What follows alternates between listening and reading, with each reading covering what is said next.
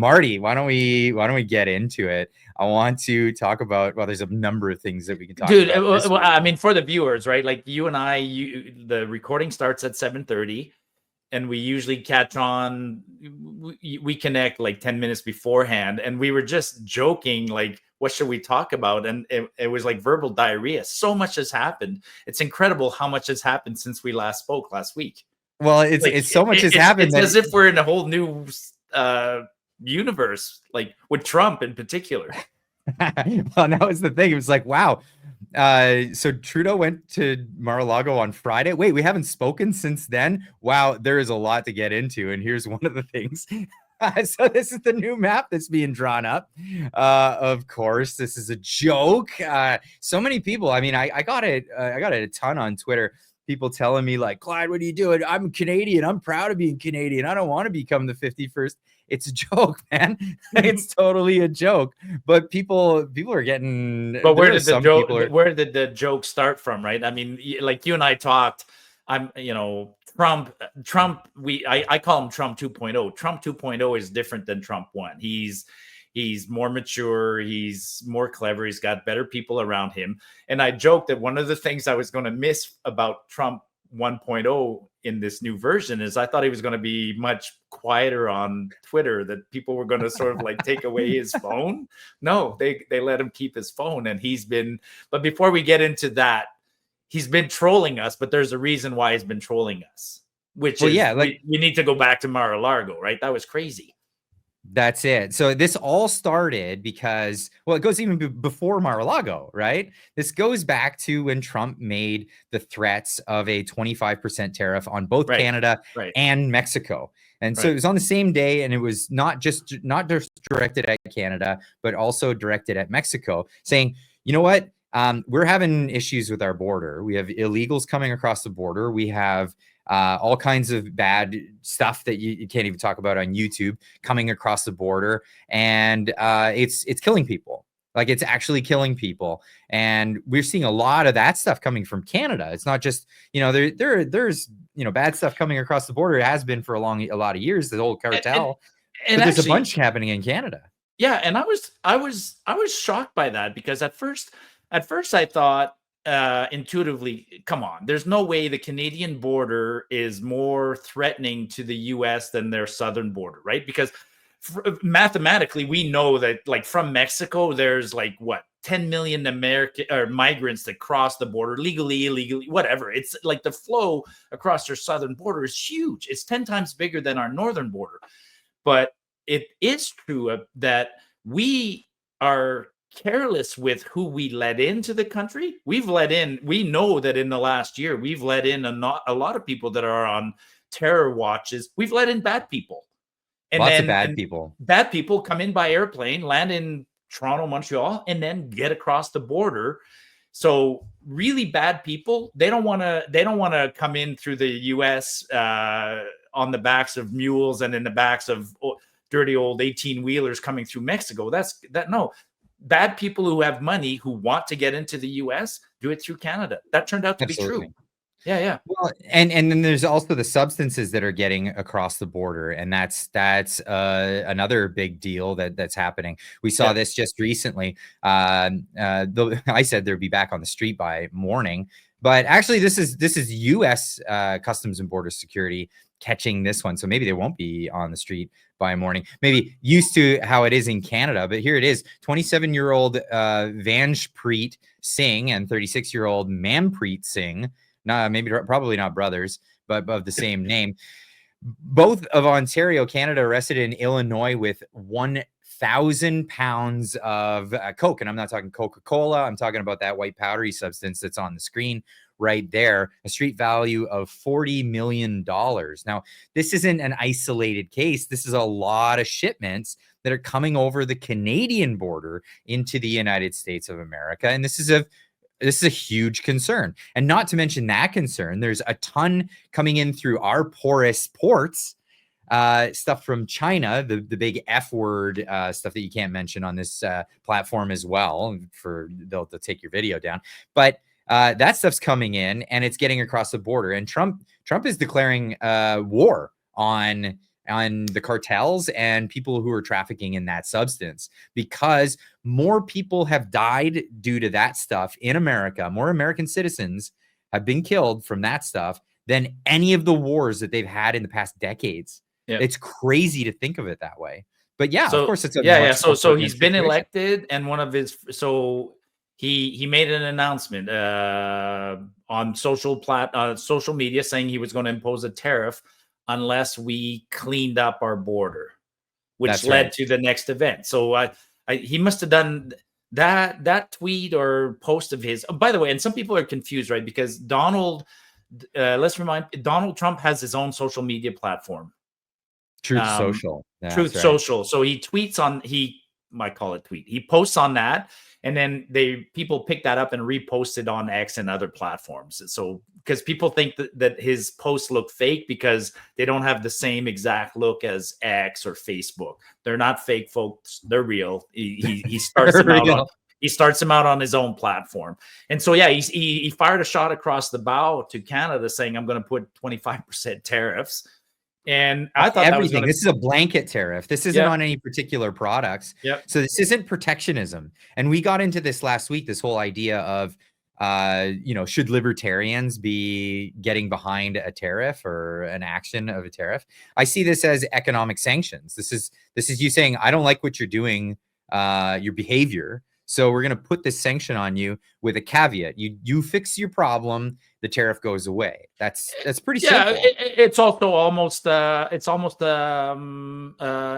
criminal fine of some sort, in a sense, also, right? I mean, he's saying I'm gonna fine you for doing something that hurts my country. It is a sanction. I mean, the U.S. and Canada, we've done that to other countries, right? When we're upset with whatever, Iraq or Iran or South Africa in the past because we didn't like something that they did, what did we do, right? Embargoes and sanctions and things like that. So that's right. Yeah, so we none of us thought anything of it, and then all of a sudden everybody started hearing about. Well, it always starts. There's a lot of clever guys who track Trudeau's planes, right? Like you can go on these flight trackers. And so on Friday, everybody's like, hey, why is Trudeau's plane flying to Miami or down south somewhere? And everybody at first thought he's going surfing. He's starting his annual vacation down to Costa Rica or whatever. No, then we all got surprised because was it Friday night or Saturday? When did the picture of him sitting around with Trump pop up? Like it was Friday afternoon. Holy cow. I mean, I was getting ready for my live stream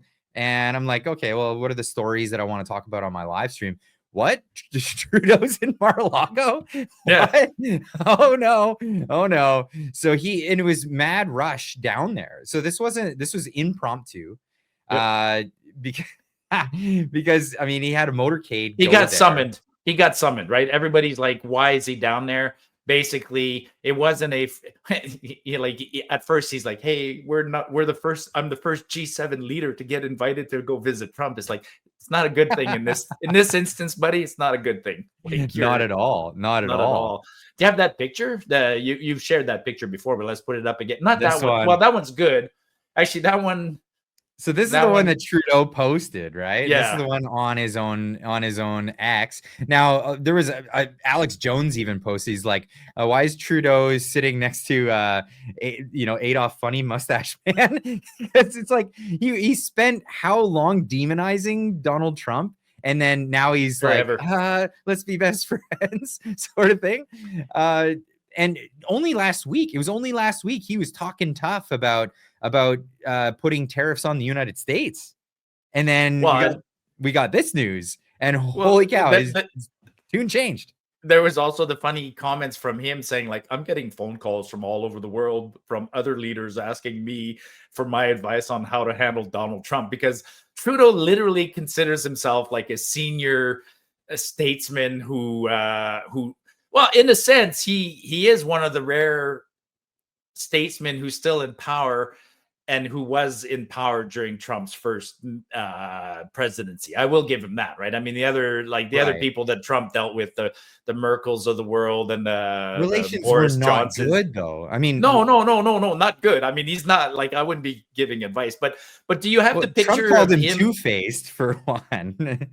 Do I have which picture? Which picture? The one where it's a farther away shot where people are where he's sitting next to Trump, but it was taken where you can see who he brought with him. That one tells a lot. That picture also sort of because a couple of things that people have brought up. The pictures are not Canadian. So no Canadian journalist was allowed to take the pictures. These are American journalists who took the pictures. The Canadians, like, it's almost as if Trudeau was invited there and then he was scrubbed, right? He didn't have his own security forces. He didn't get to choose who came with him. He didn't even get to choose where he sat. Somebody made him sit next to the president uncomfortably and they took pictures. Like, he's almost a hostage. And a lot, that picture, there was another one. Oh, I love that. There's this one here. This one, yeah. Like, for our, like, the only Canadians in that picture are Trudeau himself, and then the two people in the front left for viewers as you're watching it. That lady is Katie Telford. She's his chief of staff, and then that's Dominique LeBlanc, who we have no idea why he was there. Like, his job is public safety. So he took over the job of what was that shark lawyer guy, Mendocino, took over his job, and public safety has jurisdiction over borders, from what I understand. That's that ministry. That's what. True enough, good enough. Yeah, that's a good point. I thought he would have brought the minister in charge of immigration, perhaps, or Mark Miller would have been a great choice to come down there and maybe meet with the immigration minister of the United States of America. That would have been good. But the other beauty of it, in this picture, people are saying, like, this is how quickly it happened. Trudeau was probably sitting between the two ladies. He was probably sitting next to Telford at one point, his ally for safety, while they were talking, and somebody made him get up, go around there. The phones are on the table, but it's neither here or there. But the other thing that's really cool about that picture is the horsepower. Like, that's horsepower. Those people in that room, like, those are, that's his vice president, his secretary of that lady in red. Holy smokes, man. She's I can't remember her name. She works for TransCanada, so that's another link to Canada.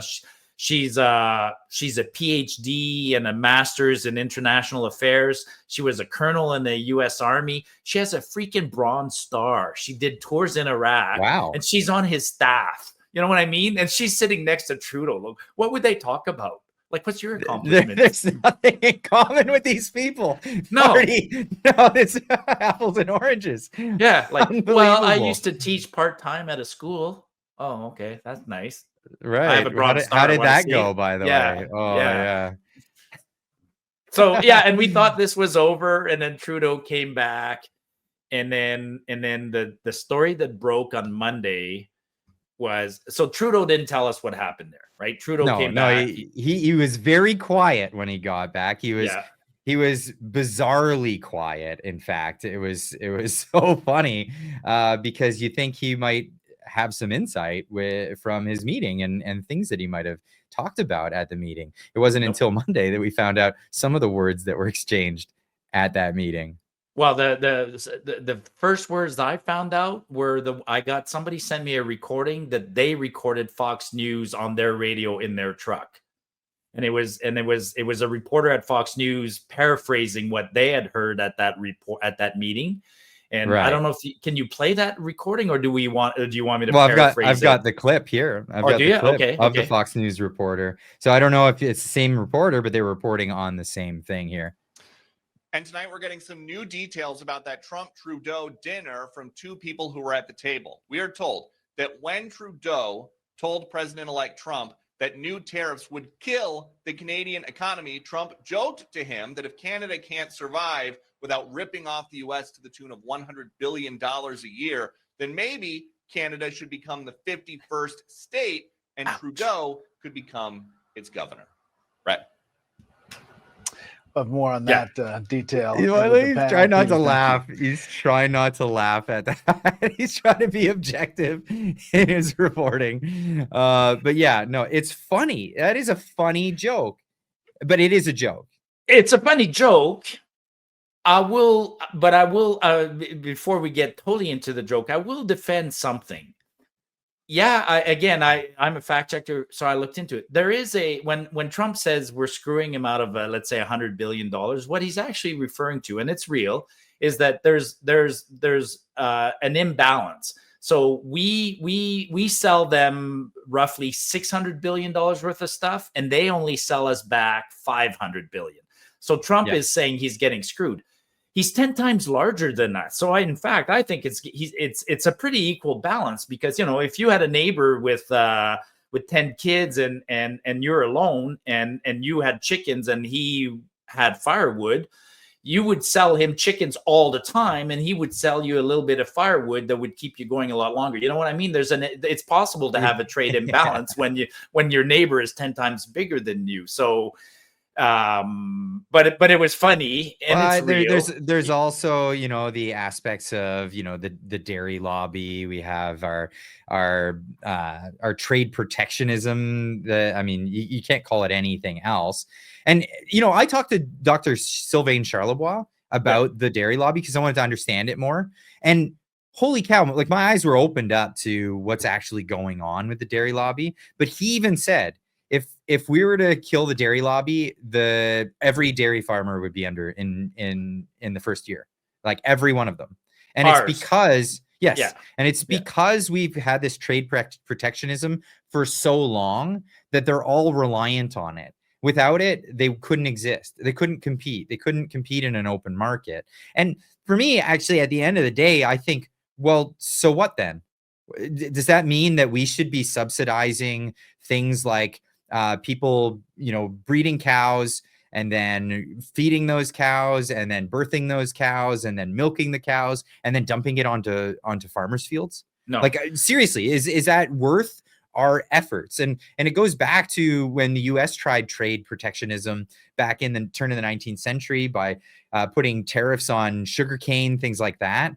The farmers that they were trying to benefit ended up going out of business anyway. And those tariffs still exist. It's stupid. It's absolutely stupid. And I agree. I mean, if you can't compete against if you can't compete against somebody who's like fundamentally next door to us, then as a consumer, I'd say get out of business. I'll buy my eggs from Georgia or from whatever, Colorado, and the guy who can't compete in Canada should get into a different business. Which is a positive thing. At the end of the day, it's a positive thing because those people, they're not dairy farming anymore, but there are a number of things that we could help transition them into instead of just cut it off, slow burn them out, and get them into another industry that's more viable. I just think it would make more sense. And when I was doing the chat about when I was researching that trade imbalance and I was talking about it on Twitter, lots of people brought up other things that we do that piss off the Americans. And when you think about it, you go, like we insist on bilingual packaging. So Trump knows that. Trump knows that there's companies that are not even trying to sell to Canada because they're like, we can't be bothered. And then when you look into it, like you can sell to Japan and you don't have to put Japanese labeling on. Japan doesn't require it. China doesn't. Most countries don't require it. Like they recognize that if you buy something that's made in the USA with English instructions, so be it, right? But so Trump is bringing up all those things. In fact, Japanese importers are pretty handy at this. They do translations, and then they'll print their own sticker and put it on the label. It happens all the time. Absolutely. And so, those are sort of those hidden barriers to trade that Trump wants to get rid of, and I understand where he's coming from, right? I'm all for it. Whatever. The company can make the television in the US, ship it over to us, and the Canadian importer can open the box and put a set of French instructions in there up to him, right? You know what? We could just make sure that it's only in Quebec that they do that. Absolutely. There's no point to send it to. I just look at it this way. Chinese person in Richmond, British Columbia, who speaks Chinese as their first language, English as their second language, doesn't know a lick of French, gets everything in French and English. Why? They don't need it. Absolutely, they don't need it. I speak both languages, and I'm the same way. Like usually when I get a package of instructions, I throw the French ones in the garbage right away because they're, even though I speak both languages, it is a waste of paper. There's like, there's two of everything in a darn box. The thing that annoys me the most is I'm dyslexic. So I go to the store and I'm looking Just for hang on, and particular people might products. think they're condoms or whatever. It's a carbon monoxide detector. Okay, don't get on my case. Okay, so one thing that drives me nuts is I'm dyslexic, so I have to really concentrate on the words that I read. And when I'm just going through a store and I'm just looking for a product, I'm scanning through stuff, and then French becomes an obstacle for me because I'm scanning through and the packages aren't labeled out always English first. So I'm seeing stuff that's in French and I'm trying to read it as if it's English with my dyslexia. And anyway, it's a hassle. It's a big hassle. Just on this topic, one last thing. What's really cool though is some companies do get around that with the purely visual instructions. Like, you ever bought a television and there's no written words? It's all symbols. Like you know what I mean? IKEA does that for all their IKEA does that. That's an example. That's a great, except we're still always left over with screws and a couple of things. But anyway, so. So Trump. So that story broke out, but that's not where the story ended. Oh, it doesn't end. It doesn't end there. And it just gets better. And it's the gift that just keeps on giving. Yeah. I love this story. So this is the next installment. Trump put this out on Truth Social. So if you ever see Donald Trump's Twitter handle doesn't have that image. His Truth Social has the image of the American flag superimposed over his face. So that's how you know it's legit. But Canada, as he's looking on from the mountains, and there's a giant Canadian flag waving beside him. And what do you think that means? I mean, I know in a sense he's trolling. Is he sort of standing at the border looking into Canada going like, I'm coming for you? That's kind of how I interpreted that, right? That was the troll. Or he's just looking in. I'm keeping an eye on things. Keeping an eye on things. And one of those like, oh, Canada. Okay, yeah. Now it's not "Oh Canada" as in our anthem, because our anthem is actually spelled "Oh Canada," just "Oh," no "O" with an H. So "Oh Canada" is officially "O Canada," whatever. And then people pointed out that it's not Canada, that mountain is, I don't know. They said it's the Matterhorn in Switzerland. No.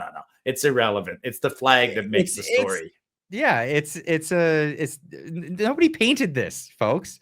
Nobody painted this. This is AI that generated it. I mean, it looks like Black Tusk near where I live. I mean, it's a mountain just up the range. Now, shout out to myself, and I know you already gave me a shout out on your show yesterday, or maybe it was this morning, but I made a comment on that because I saw it come out, and as soon as I saw it come out, I said, "Well played, Mr. Trump. Well played." And I got picked up by oh, you got it? No, yeah, Sky News Australia. Here's the clip. Trudeau is in the firing line. Trump released an AI image of him standing on a mountaintop looking over at the country with a Canadian flag flying next to him. Online commentators were in hysterics over the image, with this person saying, "Well played, Mr. President, well played." Donald calling Trudeau, and I love it. And we all love it. It's hilarious. Marty, you made Australian news. I didn't get anybody. I didn't get a bump in subscribers from Australia, though. I looked to see if I would. It's I think one of the reasons you and I don't appeal to Australia is truly the time change, right? Like they're almost like 12 hours ahead or behind us. Or... So there's that, and the fact that they just showed it on the screen. I mean, it just says Marty up north, unacceptable fact checker. I mean, when you're watching the video on YouTube, there's not a direct link to get to your profile. People are lazy. They're not gonna go search you out. They're just gonna see. Somebody on X made a thing, and then the Australians, that channel, that's a very conservative channel. I don't even know what I'm not familiar enough with the how big Australia is. would they be kind of like Rebel News, or are they even bigger, you think, Sky News? Like, I are think they they're bigger? They're like mainstream, so they're more mainstream, right? They're not just on popular. the internet. Yeah. They're kind of like a mainstream. Yeah, and they've been around for a very long time. So I would compare them with Fox News. They make fun of Trudeau all the time, man. They don't like Trudeau. Yes. They don't like Trudeau. No. Oh, they don't. Just like many Canadians. Now, Trudeau, he got up and had his weekend and waited for everybody to say their piece, and then got out and said his bit. And apparently, we all just need to get back into our team formation, Marty. What the problem here is we're just not playing like a team. At least that's what Trudeau is trying to convey. Let's have a look. So Justin Trudeau put on X today, the Deputy Prime Minister, the Minister of Public Safety, and I briefed opposition leaders on my meeting with President Trump and the Canada-US partnership. It's in the interest of every Canadian worker and business that we take a Team Canada approach to this. Marty, are you taking a Team Canada approach to this? Yeah, take one for the team. Well, like what? That's what I put. I said, take one for the team. Resign. Yeah, yeah, and I mean, where I come from, I'm a Canadian and watch a lot of hockey. What do we do when the team's not performing? We fire the coach, man. Like, we almost never fire you don't fire the superstar players. No, which would be us no. and the taxpayers. Who's failing us? The coach. The coach. That's an interesting meeting. Like, so who was in there? Who would he? You couldn't see very well. I guess he's meeting with Jagmeet Singh, and he's meeting with.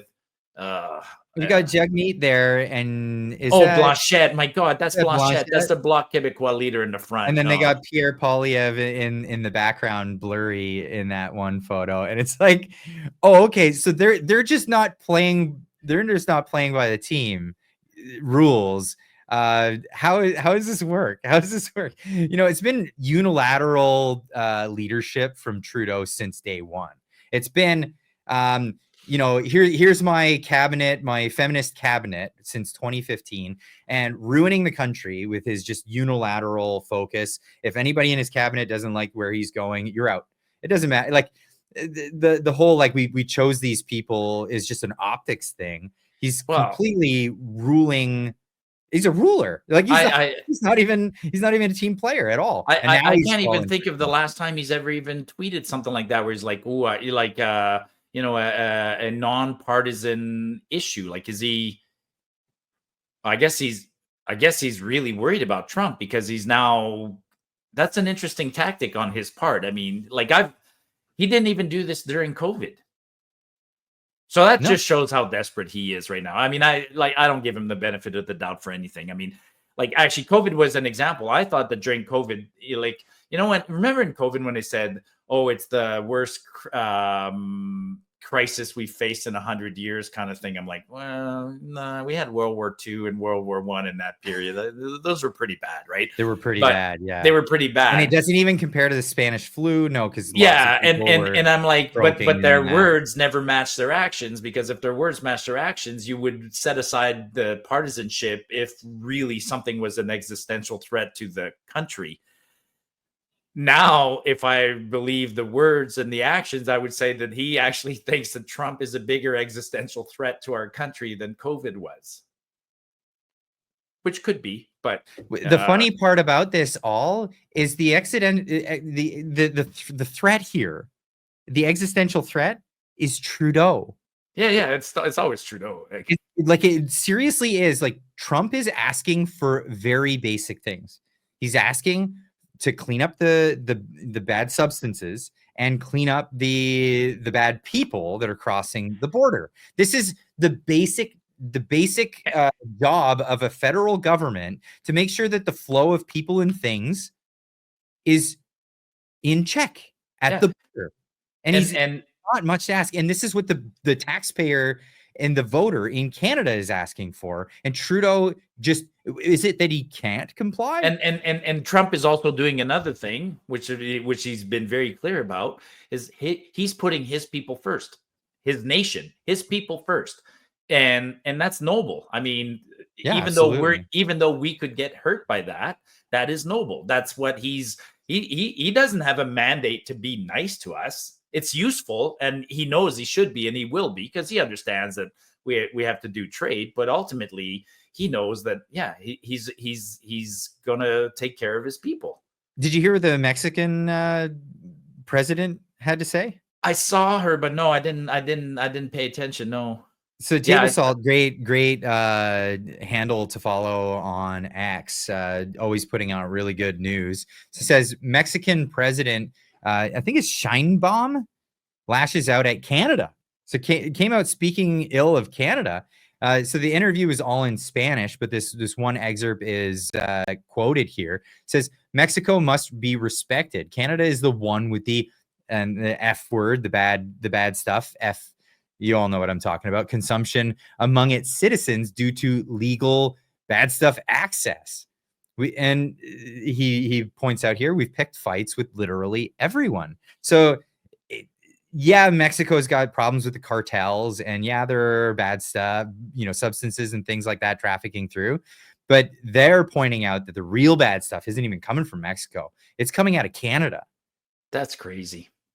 That is crazy. When Mexico's pointing their finger, what? Well, let me tell you a story related to that. And it came out in the news this week, and nobody talked about it. And I'll be careful with my choice of words. But the Supreme Court of Canada has agreed to hear a class action lawsuit filed by BC.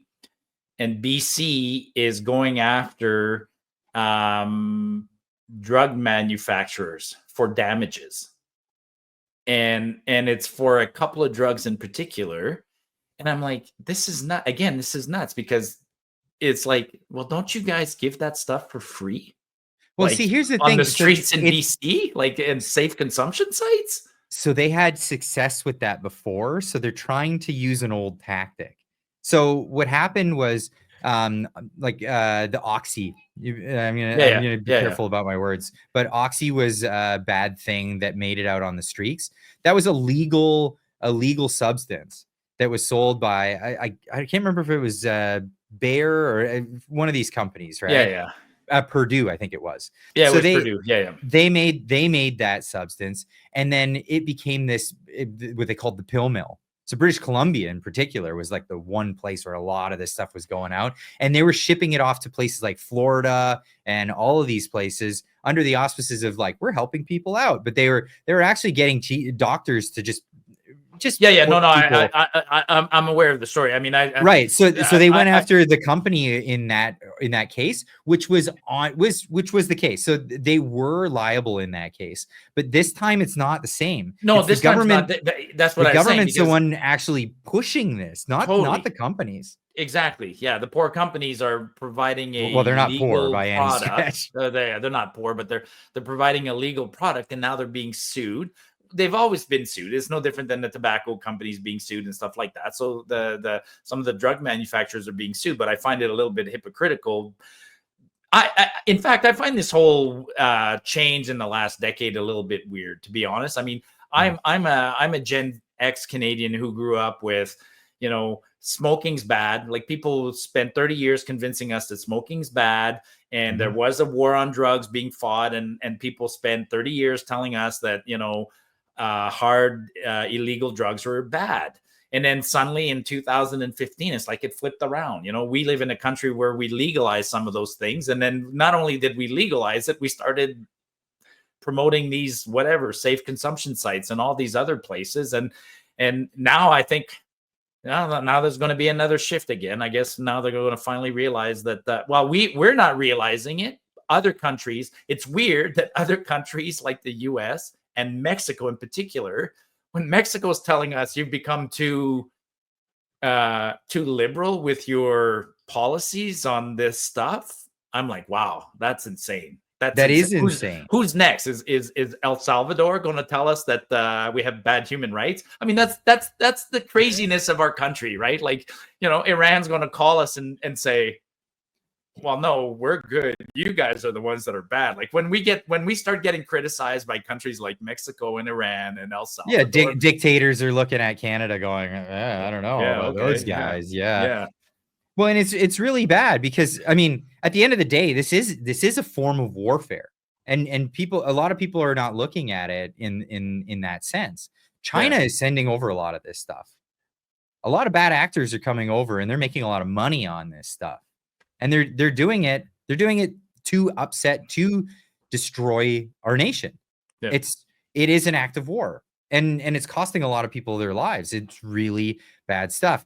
But this is, and again, I'm going to get back to Donald Trump going in the right direction and saying, no, it's got to stop. End of the line. Yeah. And Canadian voters, again, Canadian voters are on board with what he's saying.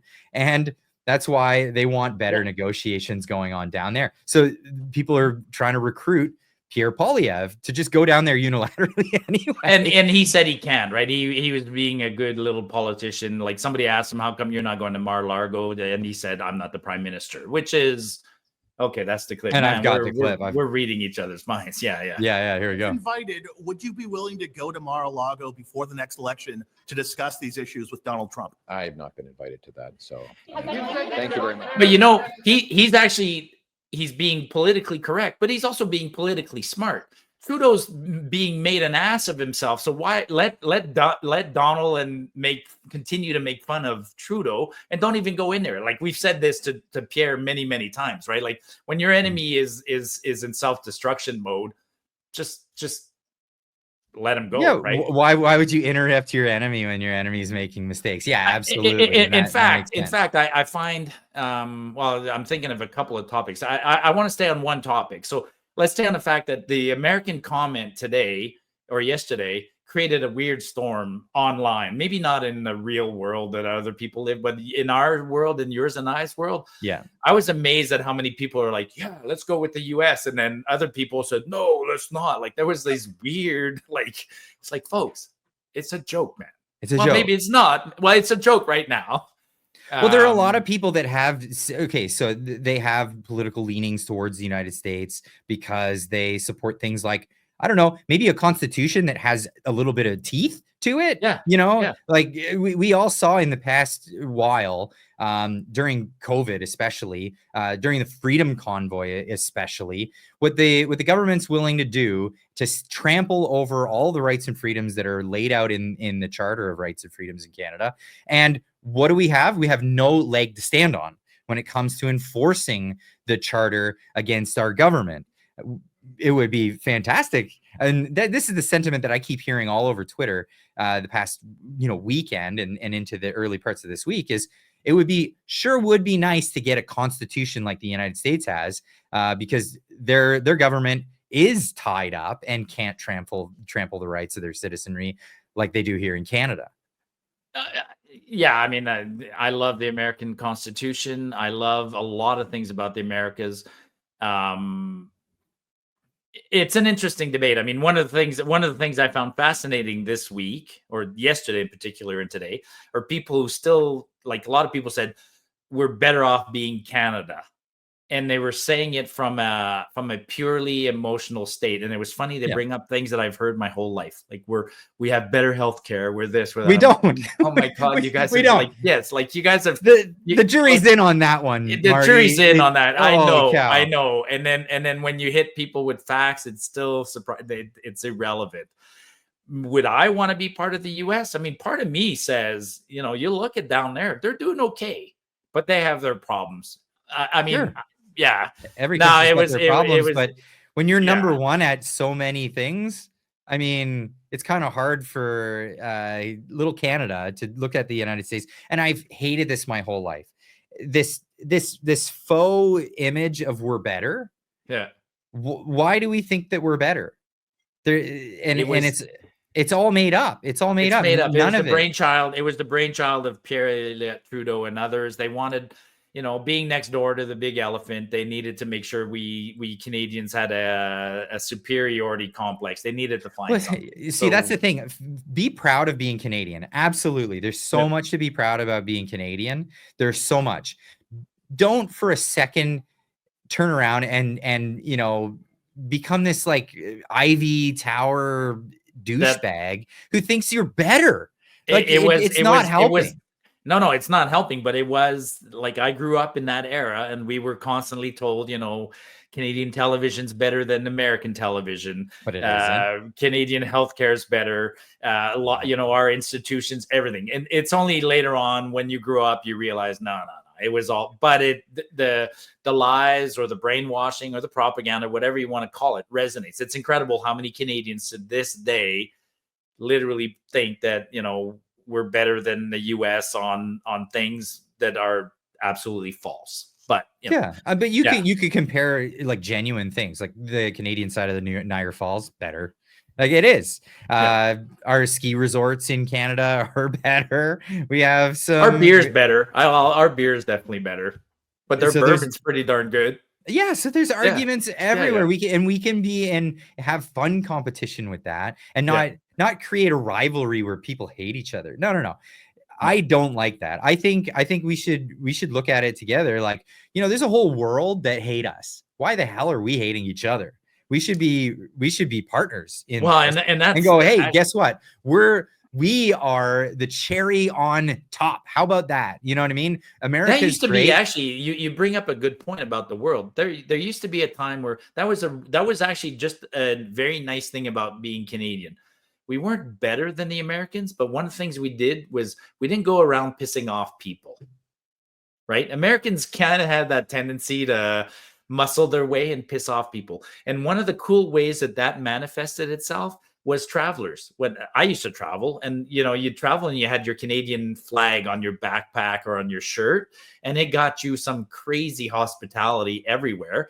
And for a while, Americans caught on. So American tourists were putting Canadian flags on their backpacks, pretending to be Canadian. Now we're flipping that around. I'm at the point where you don't want to go around Canada anywhere in the world saying I'm a Canadian. You get made fun of. You still get hospitality, but you get made fun of, Yeah, you get made fun of. Oh, hey, what's up, pushover? And I got in trouble on Twitter because I had people pushing back at me saying, we're not pushovers. Look me in the eye and tell me we're not pushovers. Come on. Are you kidding me? Like, no, we are pushovers for so many things. The government takes away our gun rights. Oh, well, can I at least get to keep this one? No, we're not. We're begging for scraps. Yeah, I know your segment, the next segment starts in about 15 minutes, but I want to keep on this theme, but I want to change it just a little bit. Like, so other interesting things that happened this week in Ottawa in Parliament, like Trudeau's hiding, right? It's obvious Trudeau's hiding. Yeah. He's trying to deflect and put the pressure on new MPs, right? Like we see that all the time. Our favorite, right? Mark Garrettson, like that guy has no shame. Like if there's a crappy statement that needs to be read in the House of Commons, just give it to Mark Garrettson and he'll read it. But one of the things I wanted to talk about that's been interesting, the Liberals are absent. They're exhausted. And so temporarily, Conservatives are regaining control of committees. You know how committees go, right? Like remember the one where they invited Lawrence Southern? I was impressed, right? I was impressed that the Liberals didn't keep yelling, point of order, point of order, point of order. There was another great committee this week. The one with Chris Sim of the Canadian Taxpayers Federation. She got invited to a committee to talk about the CBC, and she just demolished the Liberals and the CBC, and the Liberals were outnumbered. They couldn't play their little games of like point of order, point of order, point of order. And so we got to listen to a full 5 minutes of Chris Sim lambasting the CBC. It was glorious. It was glorious. So I have one clip that you queued up here. Yeah, any clip of hers. Yeah. Oh, let's pop this on. Journalists should not be paid by the government. A free press means journalists free from government. A journalist who is paid by the government is in a direct conflict of interest. You cannot hold the powerful government to account when you're counting on the powerful government for your paycheck. The CBC is government-funded media. This government funding has warped the media landscape for decades, putting private media companies at a disadvantage. And so that affliction is catching. Other media companies are also on government payroll now. At the same time, trust in journalism has plummeted. About 61% of Canadians now think journalists are, quote, purposely trying to mislead people by saying things they know are false or gross exaggerations. Canadians need a press that is free from government so the people can hold their government to account. The CBC is a huge waste of money. Nearly nobody is watching it, and journalists should not be paid by the government.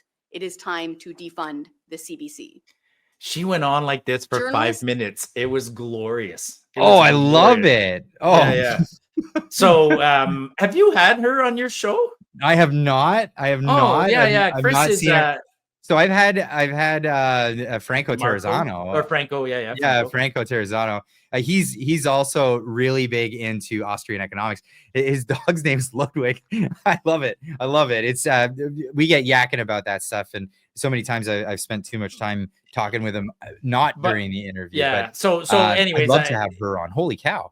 So yeah, I've met her. She's a fantastic lady. She lives down south by Lethbridge in Alberta. She used to be a journalist in Ottawa, so she's versed in Ottawa.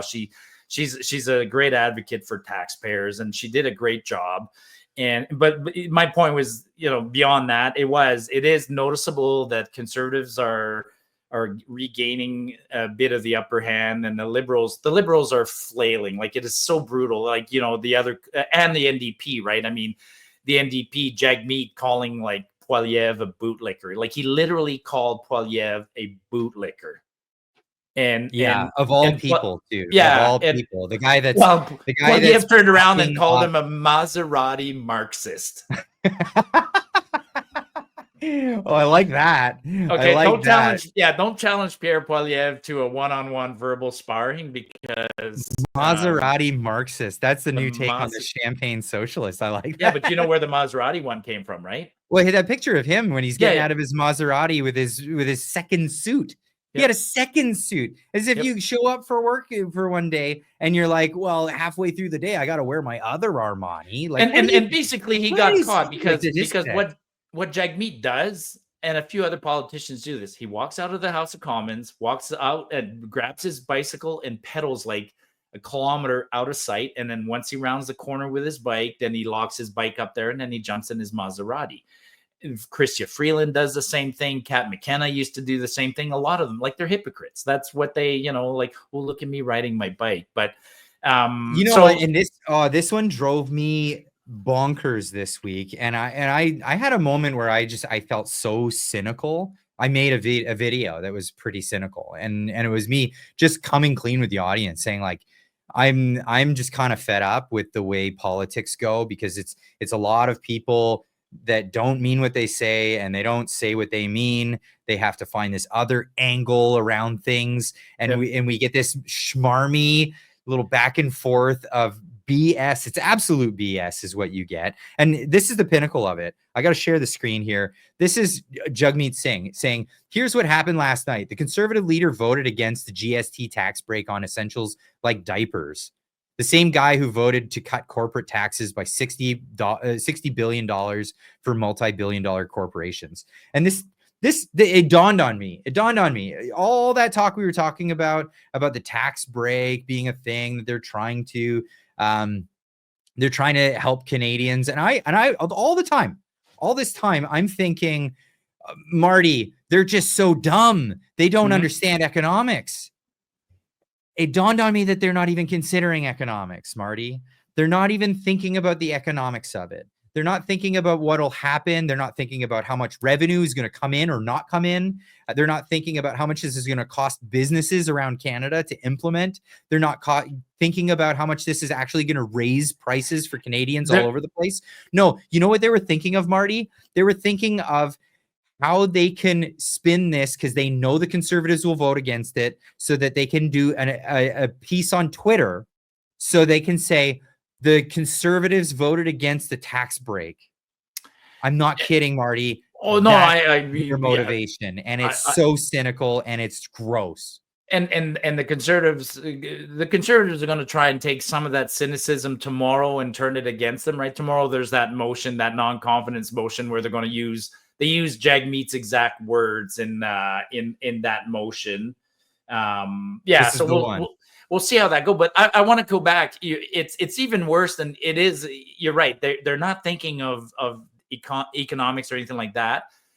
Some people are, right? You and I talk about this week after week. The parliamentary budget officer is, and that was the other debate in the House of Commons. The fiscal update, the formal audited, call it the quarterly report of the government, is due. It was due like 3 weeks ago. And the parliamentary, everybody knows the parliamentary budget officer made his report. But now Chrystia Freeland needs to table it in the House of Commons. It's a procedure. And once it's tabled, then the parliamentary budget officer can put it on his website and you and I can go see it. And she's been asked all week long, when are you going to table that? When are you table that? Is it because it's bad news? And we know it's bad news because you can see there's no other news. And we, there's enough information that we can piece it together. And they want to vote this week on that tax break that Singh talks about and those $250 checks. That's an extra $6 billion. There's already a motion for an extra $21 billion. We think the surplus is 40. We talked about this. Like they're in $60 billion deficit territory, and they're hiding it. Like they're literally they're breaking their own laws because, like, if a company. If some of the companies I work for did not publish their third quarter report by September 30th, you're in deep trouble. You get delisted. You're done, right? But the Liberals right now, the government, hey Clyde. I mean, here's another story that happened this week. There is a turnover. I mean, we could talk about this all week long, right? Before we exit this, I just want to share this one article here, and this is Better Dwelling, great publication. I quote them quite a lot. But yeah, Canadian per capita GDP falls for a sixth quarter. Supersized cut expected, but we're not getting any cuts. It's insane. It's insane, and this is where we're at. This is our economy. 6 quarters consecutive. 2 quarters consecutive is the definition of a recession. But what are we calling it, Marty? What are we calling it? It's a vibe session. A C-session or a vibe session. We're just not feeling the vibes, and that's why people aren't getting out there and spending all their savings. No, perhaps it's because they don't have any savings. No, it's because people are living check to check. And their checks are getting smaller because the dollar is getting weaker, and we can't even buy goods anymore. It's crazy. Well, and this week everybody's been. I'm glad Canadians are waking up. I'm glad Canadians are waking up. Right, there's a small movement right now of people taking pictures of the grocery bills and showing the actual GST on their bill. And like Freeland, man, we could have put the clip of Freeland. Think of the clips we're missing. We could have put the clip of Freeland. Freeland literally talked about the rotisserie chicken in the House of Commons today. like she brought it up again, right? How come you're not the legit question was, how come you're not tabling the parliamentary budget officer's third quarter report? And she deflected to, we're interested in giving Canadians a tax break. I think it's important. And she literally went on to talk about the hard-working mom who is too tired to work at the end of the day, so she buys a rotisserie chicken for $14. She's going to save 60 cents on GST. You know, half the time those rotisserie chickens at the end of the day are actually cheaper than the roasting chickens. Totally.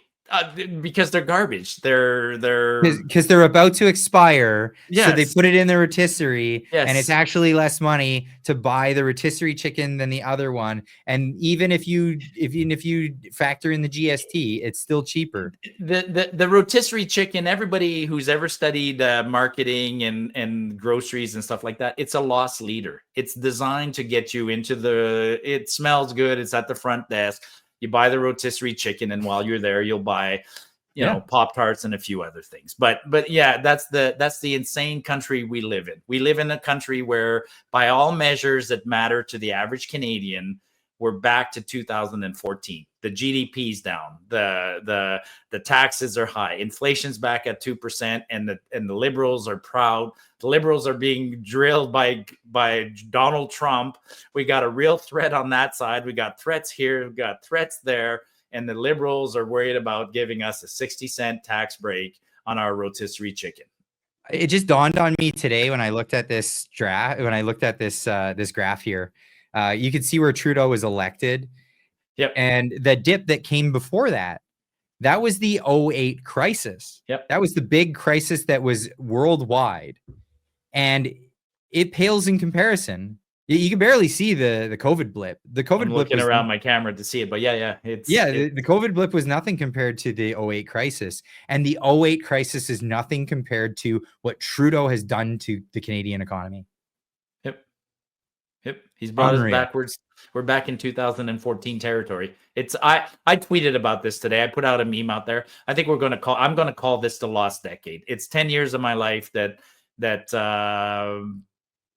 accomplished nothing. We accomplished nothing as a nation in 10 years. You know, we had 10 years. Remember the words of Trudeau, right? In 2015, we're back. Yeah, we're back. We're back. Yeah. Back like a bad case of gonorrhea, kind of back, like not good in a good way. You were going with that. I was wondering where you were going with that. Marty, where can people find you? Marty up north on Twitter. Come find me for this kind of pearls of wisdoms.